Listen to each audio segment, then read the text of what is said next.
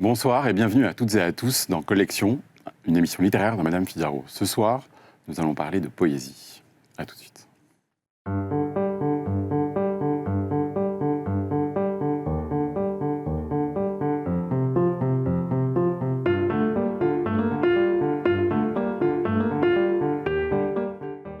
Bienvenue donc dans ce nouveau chapitre des collections de Madame Figaro, notre émission littéraire. Ce soir, nous allons parler de poésie. Et pour ça, nous sommes avec Clémentine Melloy. Bonsoir. Bonsoir. Votre nouveau livre, Alors c'est bien, votre 5e, vient de sortir. Nous allons en parler. Même s'il ne s'agit pas tout à fait de poésie, mais on va voir de quoi il s'agit. Nous sommes aussi avec Chloé Deschamps. Chloé, vous êtes éditrice et vous tenez un compte Instagram qui s'intitule « À quoi bon les poètes ?» sur lequel vous parlez de poésie, essentiellement. Et je crois que nous allons passer cette émission à nous poser la question « À quoi bon les poètes ?» Super. Et nous sommes évidemment avec Bernard Babkin. Bernard, vous êtes, j'ai envie de dire, le grand Manitou des livres de Madame Figaro, des pages livres de Madame Figaro, en quelque sorte. Voilà. Et nous allons... C'est pas mal, le grand Manitou, ça vous va bien. Et nous allons nous interroger donc ce soir sur la poésie, le regain de la poésie, en quelque sorte, et en tout cas son éternité, j'ai envie de vous dire. Pour ça, on va d'abord commencer par regarder un petit montage, un petit film qui nous raconte un peu la poésie, ou en tout cas une certaine poésie, racontée par Valérie Debuchet, la rédactrice en chef culture de Madame Figaro. On va regarder. Femme phénoménale, c'est ce que je suis. À l'image de Maya Angelou, les poétesses affirment haut et fort leurs différences et œuvrent pour la place des femmes dans la création littéraire. Ces audacieuses racontent leur monde comme leur sphère intime. Tout se tient, tout est lié, et il n'y a pas que les fleurs du mal. Rapide rappel et florilège en 16 femmes puissantes du renouveau de ce girl power. Au commencement, nous avons la pionnière Sappho, figure de l'Antiquité surnommée la 10e muse par Platon. À la Renaissance, voici la passionnée Louise Labbé, suivie de l'avant-gardiste Marceline Desbordes-Valmore, première poétesse romantique, de la farouche Emily Brontë, de la prolifique Emily Dickinson, de la vive Dorothy Parker, de l'affranchie Louise de Vilmorin, aux formules choc « je t'enlacerai, tu t'enlaceras », à la trop belle Sylvia Plath et l'humaniste André Chédid. La liste des plus connus n'est pas si longue. Le prix Nobel en a couronné 2 autres, la polonaise Wisława Szymborska et l'américaine Louise Gluck. Et la jeune génération n'attend pas le nombre des années. Personne n'a oublié Amanda Gorman, galvanisant à 22 ans la cérémonie d'investiture de Joe Biden en 2021. But because we will never again sow division. Héritière de Maya Angelou, présente, elle, à celle de Bill Clinton en 1983. You created only a little lower than the angels. Depuis le Canada, Rupi Kaur est traduite en plus de 40 langues et poste des poèmes sur Instagram illustrés de dessins à l'encre noire. Chez nous, la romancière Cécile Coulon et l'écrivaine, plasticienne des mots et oulipienne Clémentine Melloy sont les têtes d'affiche de la scène française. Clémentine Melloy, j'avais envie de vous demander, et à vous aussi, Chloé Deschamps, justement par rapport à cette fin, vous dites que vous n'écrivez pas de poésie, Non. mais on trouve beaucoup de poésie dans vos... On trouve que vos livres sont remplis de poésie, mais j'avais envie de vous poser la question à toutes les deux, une question un peu générique, vous n'en voudrez pas. Quelle est votre définition de la poésie ? J'aurais préféré que vous interrogiez plutôt Chloé Deschamps à ce propos, qui est éditrice de poésie et qui... Moi, j'ai un regard de lectrice. Et je suis étonnée très honorée, mais vraiment de me retrouver dans ce classement. Mais je n'ai pas le sentiment d'écrire de la poésie. Disons, comment dire, c'est compliqué. Je me dis, il y a beaucoup... Tout le monde essaye de définir l'art, tout le monde essaye de définir la poésie. Donc il y a des grandes phrases comme ça d'auteurs qui nous aident dans ces cas-là parce qu'on est très désemparés. On pourrait commencer par dire que la poésie s'est passée à la ligne. Techniquement. Pas toujours. Pas toujours. Mais la poésie n'est pas toujours en prose, la poésie n'est pas toujours rimée, la poésie n'est pas toujours versifiée. Alors qu'est-ce que c'est que de la poésie ? Ça peut être de la poésie en prose aussi. Mais disons qu'on passe à la ligne. Et après ça, c'est pas terrible comme définition. C'est déjà bien pour commencer. Mais on peut dire que votre dernier livre, il est très poétique. Moi, je vous définis comme une artiste. Moi, je pense que je suis artiste, au moins dans la définition administrative du terme. Sur le passeport? Sur le passeport, je suis artiste-auteur. Non, je suis artiste parce que je crée des œuvres et que j'écris des livres, mais je me sens pas poète. Et je pense que j'ai une très haute idée de la poésie et je trouverais que ce serait usurpé de ma part de dire que je suis poétesse. Chloé, quelle serait votre définition à vous de la poésie?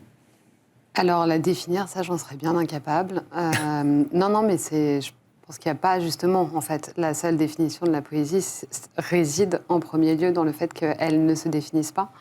Après, c'est clairement un art du langage qui, à une époque, était supposé être un art du langage caractérisé par des règles de versification, de métrique, de prosodie. La poésie a évolué, évidemment. Et aujourd'hui, je trouve que c'est ça qu'il y a de beau, c'est qu'elle ne souffre aucune définition. Et pourtant, quand on lit un poème, je pense que quand on lit de la poésie, immédiatement, on le sait. On sait que c'est de la poésie quand c'en est, au même titre qu'on sait que ça n'en est pas, quand ça peut se dire poésie. Mais une définition stricte, à l'inverse, par exemple, du roman, on peut dire que c'est une œuvre d'imagination avec des personnages et... Là, on pourrait dire, effectivement, on va à la ligne, c'est des vers libres ou de la prose. On pourrait dire que généralement, la poésie aborde certains thèmes, que c'est aussi un art du langage qui permet d'exprimer autant que de conceptualiser, de sentir autant que d'entendre. Mais je pense que c'est vraiment l'art du langage qui permet le plus de réunir ce qu'on peut penser être des opposés, qui permet justement de faire appel à tous les sens et qui, de facto, ne souffre pas une définition stricto sensu. Est-ce que c'est une question de sensation ou d'instinct de reconnaître ce que c'est qu'un poème, une poésie? On a l'impression que vous fonctionnez à ça. Je pense qu'en fait, ça tient simplement à est-ce que ça suscite quelque chose à l'intérieur de nous, l'imagination. Est-ce que, par exemple, je ne sais pas, telle image qui est employée suscite... je sais pas, je pense à un vers d'Aragon, par exemple, qui dit « Moi qui frémissais, toujours je ne sais de quelle colère, 2 bras ont suffi pour faire à ma vie un grand collier d'air. » Immédiatement, je vois quelque chose. Peut-être pas la même chose que tout le monde. Et en même temps, je comprends. Donc, en fait, si chez moi, ça suscite quelque chose... effectivement, que ce soit une idée, une image, une émotion, à ce moment-là, je me dis que oui, je suis en train de lire de la poésie. Et ça peut arriver, y compris, je trouve, dans des romans. Moins systématiquement, mais voilà, à l'intérieur d'une page, ou d'ailleurs, la poésie, elle peut venir... le titre du livre de Clémentine, je trouve, est un vers, vraiment. Non, vraiment. Alors c'est bien puisque il est pas lié. Moi, quand j'ai lu le titre, je me suis dit c'est un super titre avant même de savoir de quoi il s'agissait et la signification et surtout la provenance de ce titre. Donc elle est un peu partout. Et une chose étonnante, excusez-moi, je rebondis là-dessus, mais dans mon dernier livre, alors c'est bien, j'ai caché un tout petit vers de Georges Perros, qui est un poète que j'aime énormément. Et c'est une phrase qu'on me cite souvent. On me cite souvent cette phrase, alors que vraiment, c'est une toute petite phrase au milieu de 200 pages, mais les lecteurs ont spontanément senti la poésie, c'est « Vivre est assez bouleversant ». Vivre est assez bouleversant. Et je l'ai caché dans le livre, mais finalement, vivre est assez bouleversant, quoi qu'en médisent nos sceptiques. C'est dans Une vie ordinaire de Georges Perros. Je l'ai mis en manière de citation. Et les lecteurs ne s'y trompent pas. C'est-à-dire que... Ils le repèrent. Ils le repèrent sans savoir que c'est Georges Perros. On sait que c'est de la poésie, en fait. C'est cette force-là d'avoir quelques petits mots comme ça qui ont une énorme puissance évocatrice. Peut-être que la poésie, c'est immédiat. Peut-être que c'est d'abord plus court, souvent, qu'un roman. Enfin, on a une poésie immédiate. Peut-être qu'en quelques vers, d'un seul coup, on sait que c'est de la poésie.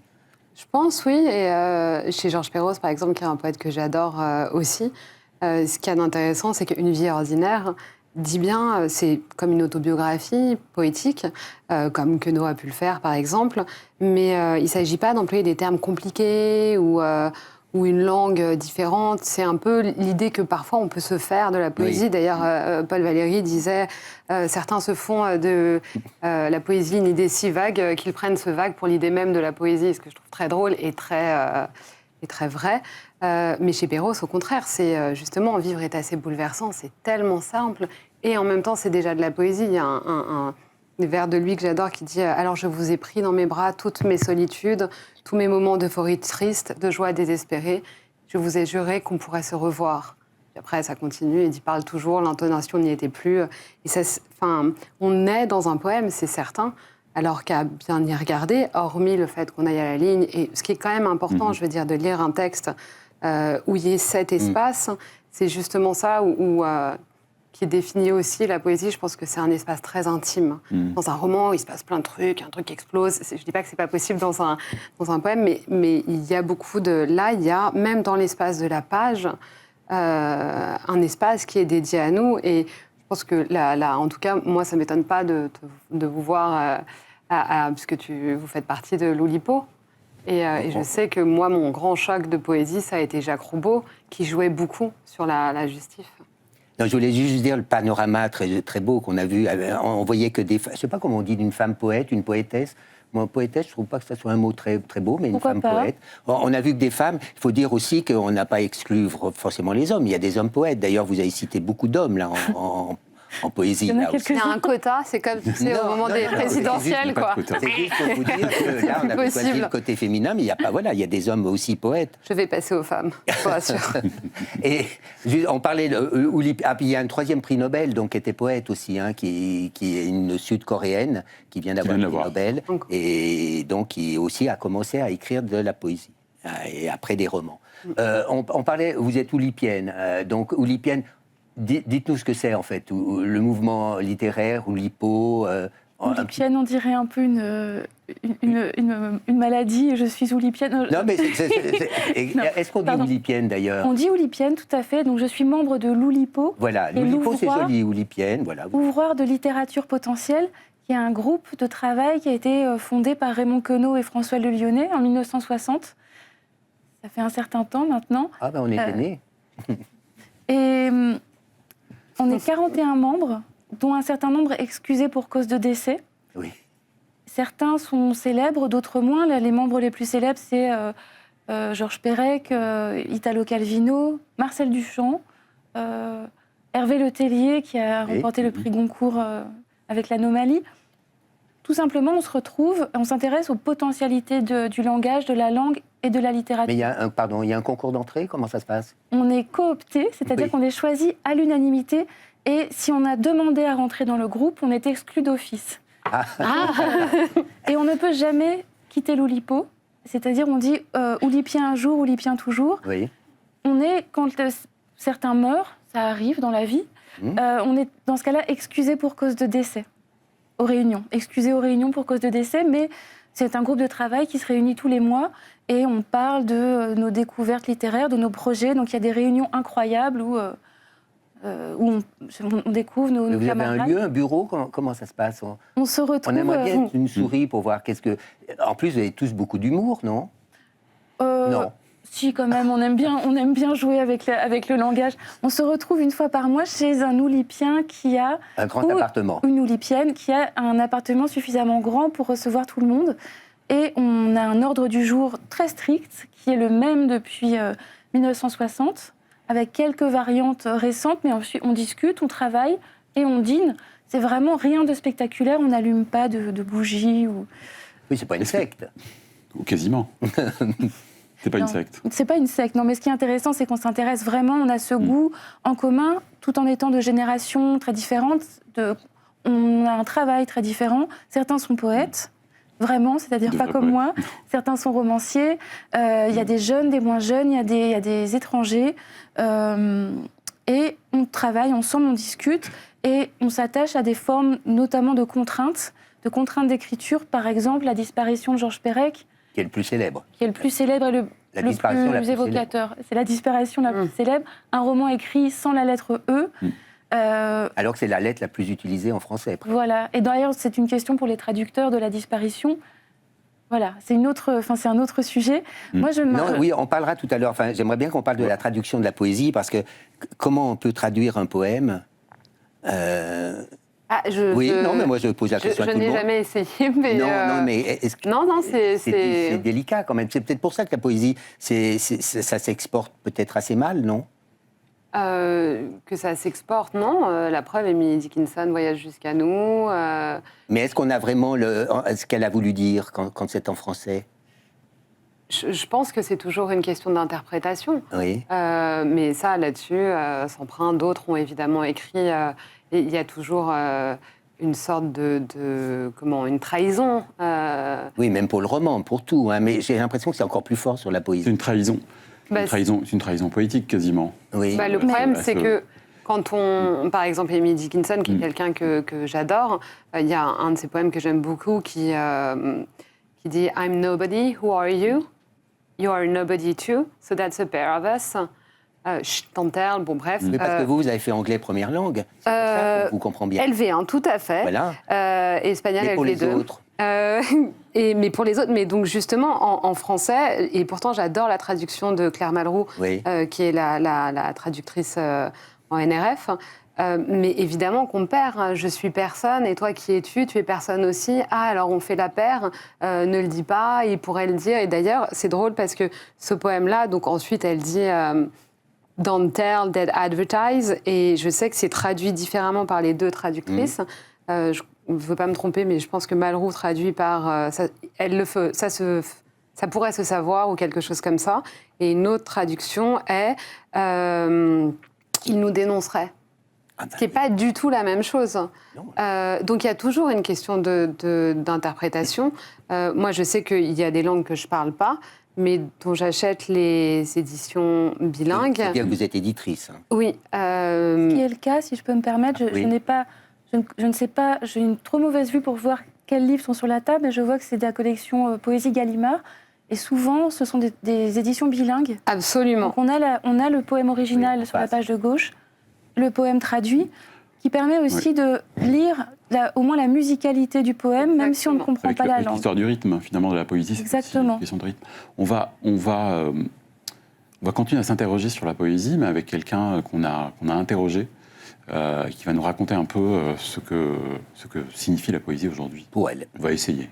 C'est une femme. C'est une femme. Bravo.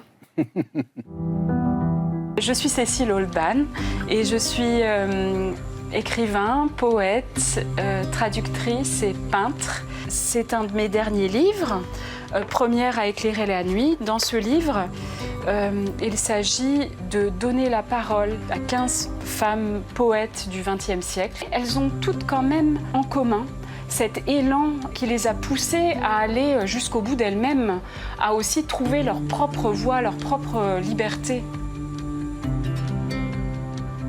Le désir de la poésie, je crois qu'il appartient à tous, aux femmes comme aux hommes. Je pense que ce désir d'expression poétique, il vient avant tout d'un désir de reformuler le monde autrement, à sa manière très personnelle. Il me semble que la poésie, c'est la voix aussi de l'intime. Nos yeux nous permettent de voir le monde extérieur, mais qu'est-ce qui nous permet de voir tout ce qui nous traverse ? Toutes les strates de l'inconscient qui forment notre vie intérieure.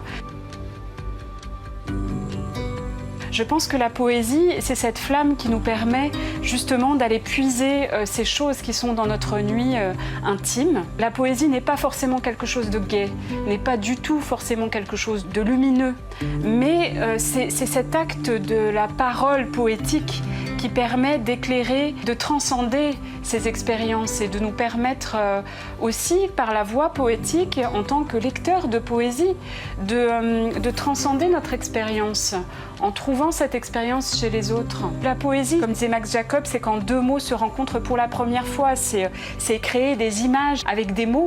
Donc dans ce monde où on est assailli aussi par toutes sortes d'images qui vont de plus en plus vite, eh bien la poésie, elle nous permet, paradoxalement, puisque la poésie, ça peut se lire très vite, mais la poésie nous permet de ralentir un petit peu et de créer nos propres images.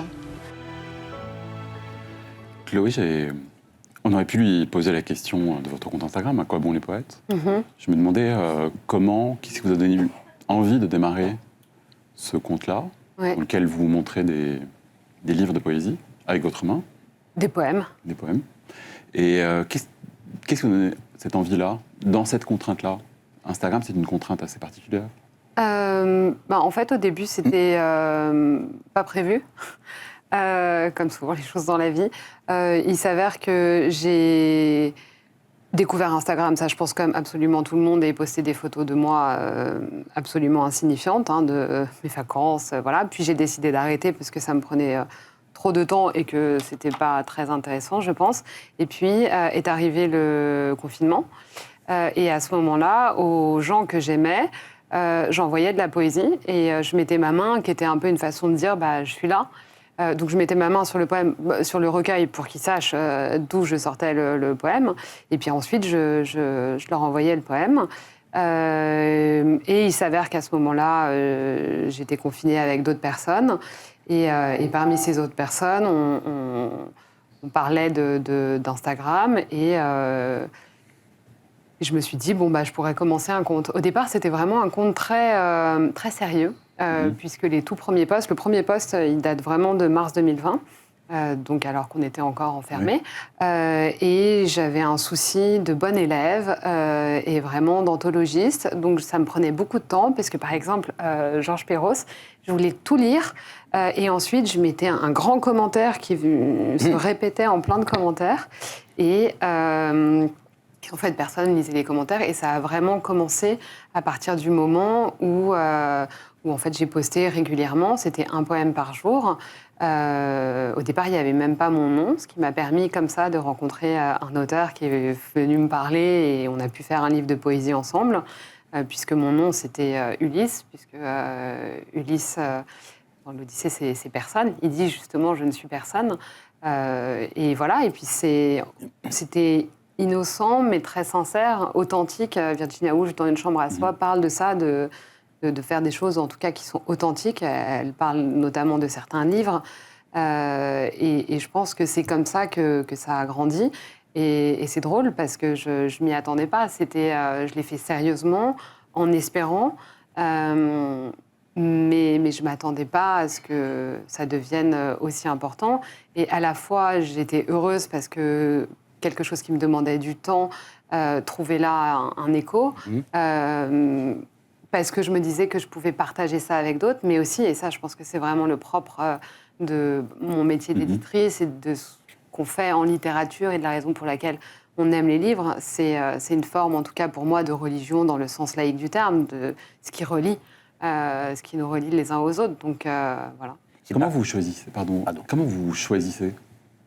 comment vous choisissez des poèmes, des extraits. Quel moment? C'est pas des poèmes forcément en entier. Alors, si le poème est long, généralement, je vais mettre 3 feuillets, mais si j'essaye de rendre. Et comment, quand même, comment les choisir alors? En fait, quand je lis un recueil de poésie, je post-it le recueil. Et il y a certains textes que j'essaye et là, je pense que l'expérience de mon métier m'aide.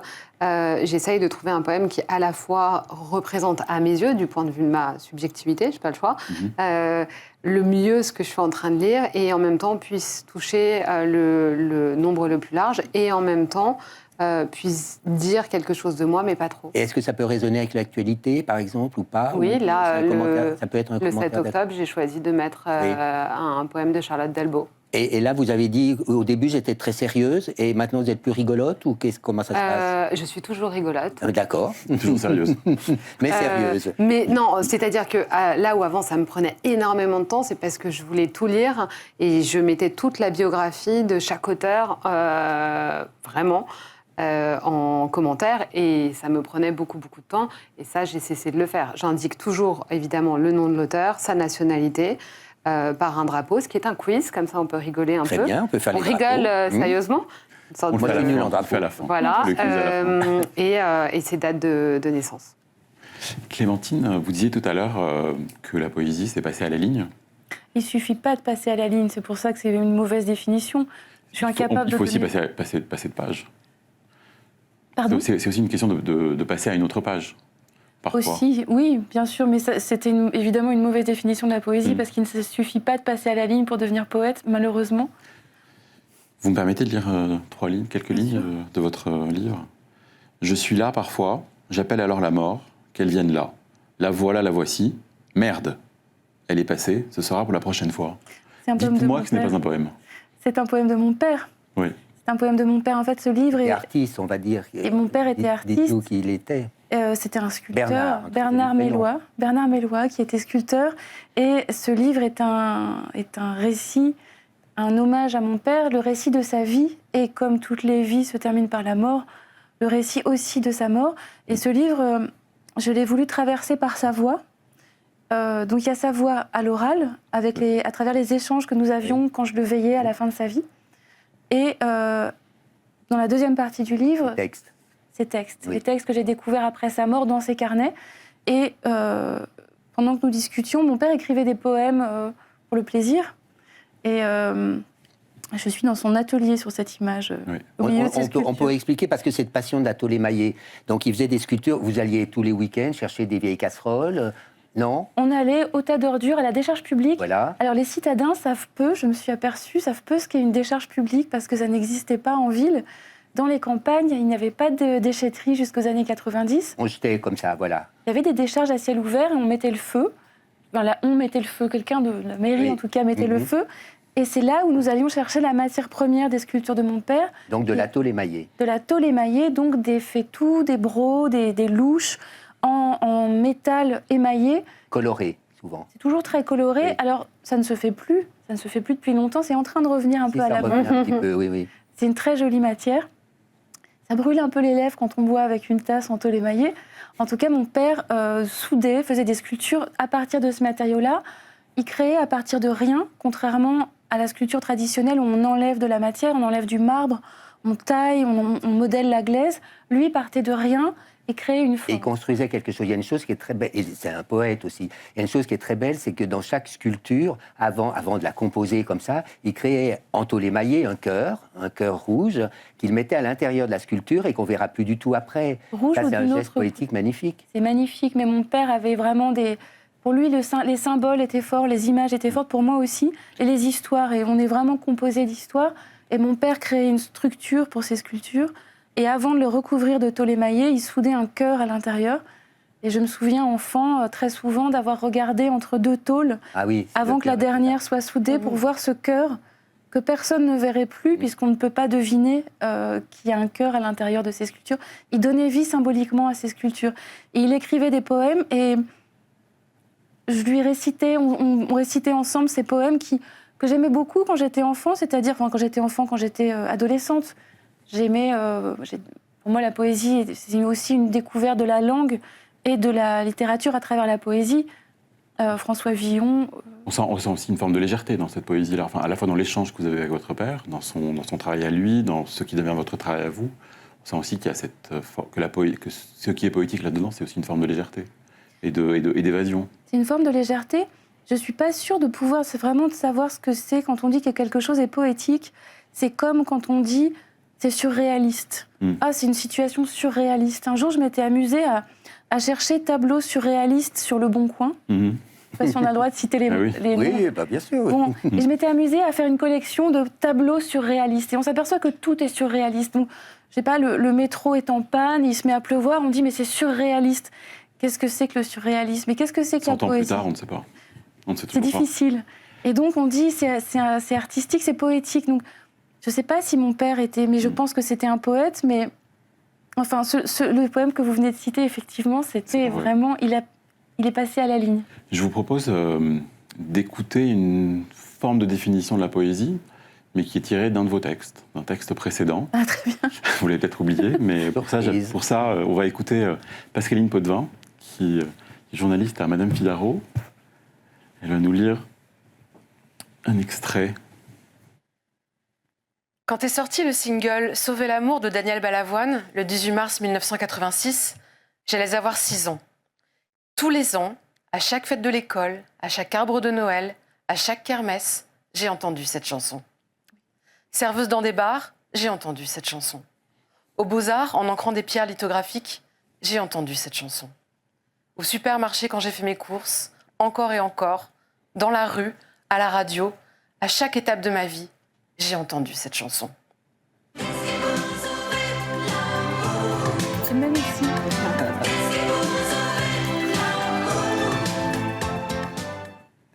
Et l'autre jour, dans la navette qui me conduisait à l'aéroport, tandis qu'à la radio, Balavoine voulait pour la millième fois savoir où est le sauveur, je me suis soudain demandé si ça allait continuer comme ça jusqu'à ma mort.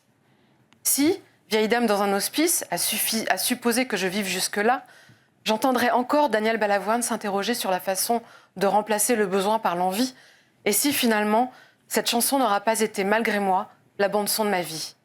Et si d'autres personnes, peut-être, d'âges différents, venues d'autres pays, ont aussi une bande-son et un Daniel Balavoine à eux, qui les suit depuis l'enfance, comme une ombre sympa et un peu envahissante, comme un caneton suit une boule de bowling qu'il prend pour sa mère, un caneton qui serait le fantôme à coupe-mulet d'un chanteur mort en hélicoptère. Les poèmes aussi nous suivent, comme des canetons, sans qu'on ait rien demandé, collent à notre mémoire comme Daniel Balavoine, ou comme des chewing-gums fondus sur lesquels on aurait marché un jour où il faisait soleil. Il est possible de retirer le chewing-gum d'une semelle avec un glaçon et du vinaigre blanc. Mais il n'existe aucune astuce de grand-mère pour se guérir de la citationnite aiguë, pour empêcher que des bribes de poèmes ne surgissent intempestivement à tout propos et à tout bout de champ. Le drame quand il pleut, c'est qu'il ne fait pas simplement moche. Le ciel bas et lourd pèse forcément comme un couvercle sur l'esprit gémissant en proie aux longs aux nuits. Quoi qu'on fasse, c'est ainsi. Il faut se résigner. Viens, mon beau chat, sur mon cœur amoureux. Retiens les griffes de ta papate et délivre-nous du mal. Quand le premier soleil de printemps vient réchauffer la nature encore engourdie par l'hiver, que les bourgeons ont cette teinte d'un vert tendre si particulier, le temps ne se contente pas d'être agréable. Il fait évidemment beau à n'y pas croire. Il fait beau comme jamais. Quel temps sans mémoire. On ne peut rien faire contre cet état de fait. C'est une maladie, c'est une malédiction. Tes yeux sont si profonds qu'en me penchant pour boire, je marche seule dans les rues qui se donnent, je marche seule. C'est un coin de banlieue où chante une rocade, accrochant follement au RER B des haillons d'argent. Si l'on m'offre des fleurs, on m'offre aussi en prime des feuilles, des branches et un cœur qui ne bat que pour moi. C'est trop. Je ne sais que faire de tout cela. Je n'ai rien demandé. Je voudrais ne penser à rien. Je voudrais que l'anthologie de la poésie française et Radio Nostalgie me laisse tranquille. Hélas, mes insomnies surviennent immuablement pendant l'horreur d'une profonde nuit. Je me lève, je te bouscule pour aller boire un verre d'eau. Et je ne peux m'empêcher de me demander, si les diamants sont dits d'une belle eau, de quelle eau donc dire l'eau de mon verre? Comment qualifier cette fleur sans pareil? Potable. Merci. Merci. Francis Ponge, pour terminer cette citationnite aiguë. La chanson et la poésie, ça va de pair? Je pense que ça va de pair dans la mesure où c'est quelque chose qu'on a en tête et qui nous accompagne et qui peut aussi... Enfin, en tout cas, moi, vraiment, je parle d'un point de vue de lectrice et pas d'autrice. Mais je pense que ça m'accompagne et j'y pense. C'est vraiment ça. C'est... ce verre d'eau, je pense à Francis Ponge et quand d'un seul coup on a un élan, et en fait ça nous accompagne dans des moments. Je le formule extrêmement maladroitement, je ne sais pas comment le formuler autrement, mais de ce point de vue-là, oui, on connaît des chansons, on connaît des poèmes, et c'est le plaisir qu'on a quand on écoute une chanson qu'on aime, de chanter à tue-tête en même temps ou à chanter sous la douche. Je pense que tout le monde fait ça. Quand on va à un concert, on n'entend pas le chanteur. On est tellement heureux de le voir, on hurle en même temps que les autres spectateurs. On hurle les paroles qu'on connaît par cœur. Et la poésie, c'est pareil, en fait. C'est quelque chose de très fort. Et finalement, c'est des formes courtes aussi.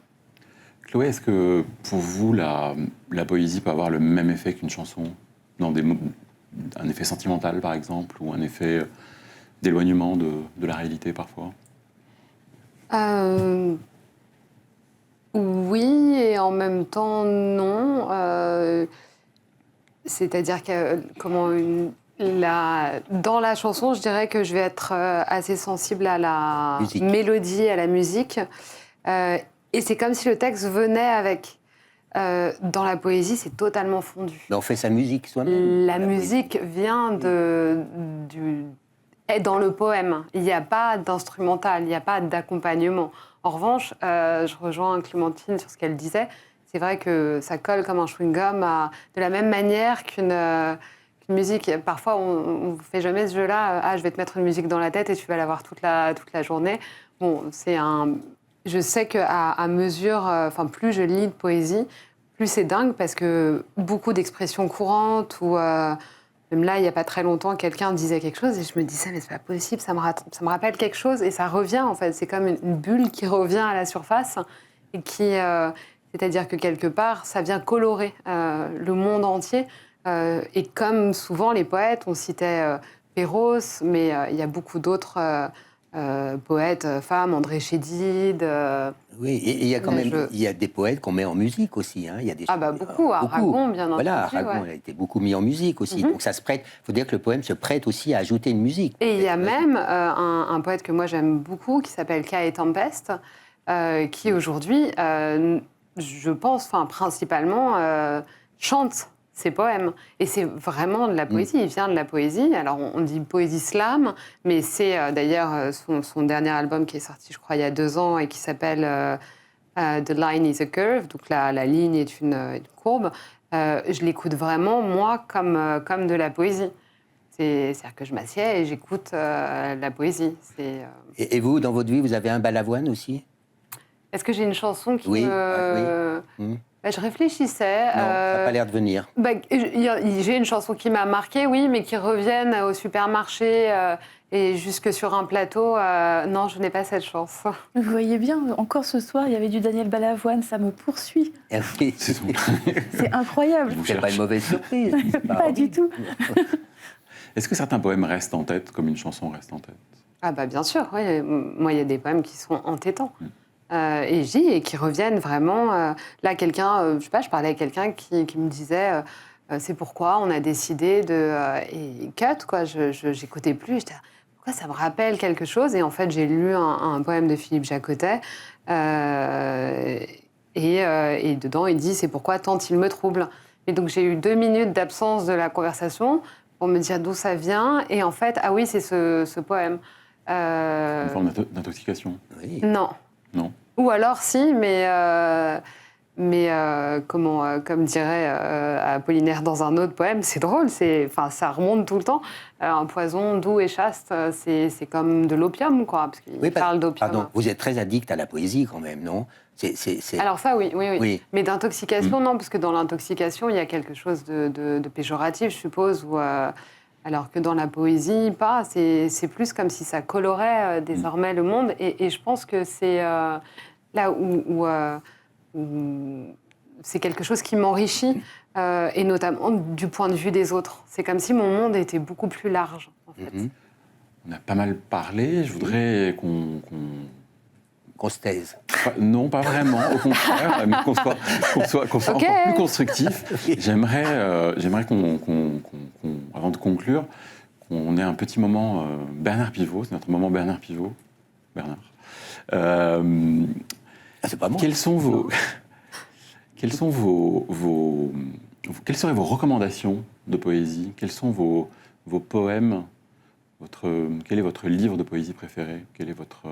Alors, je n'ai pas un livre de poésie préféré, mais si je peux, la jeune femme qui nous a maquillés tout à l'heure, je lui ai demandé, pendant qu'elle me poudrait le nez, est-ce que vous lisez de la poésie? Elle me disait non. Et puis ensuite, je suis revenue la voir et elle m'a dit qu'est-ce que vous me conseillez? Oui, et donc je lui ai demandé ce qu'elle aimait. En fait, c'est un peu comme un médecin. Pour faire une ordonnance, il faut quand même un peu ausculter. Et donc, au regard de ce qu'elle me disait, je lui ai dit vous pourriez lire Aragon. En revanche, une poète que j'aime beaucoup, évidemment, j'adore Emily Dickinson et je pense que c'est quelqu'un de très, très important. Mais une autre poète que j'aime beaucoup et qui, moi, m'a absolument bouleversée, c'est une femme qui s'appelle Catherine Pozzi, qui est un peu l'inverse est en même temps une sorte de miroir de Emily Dickinson. Emily Dickinson, elle a écrit plus de 1500 poèmes, mais qui sont des fragments qu'elle écrivait sur des bouts de sacs de farine partout, et que sa sœur Lavinia a retrouvé à sa mort et qu'elle a décidé de faire publier, d'abord dans une édition quelque part qui était un peu, on la censurait, et puis ensuite progressivement une édition de plus en plus fidèle. Catherine Pozzi, c'est un peu l'inverse. Elle est malheureusement connue aujourd'hui principalement parce qu'elle a eu une relation avec Paul Valéry.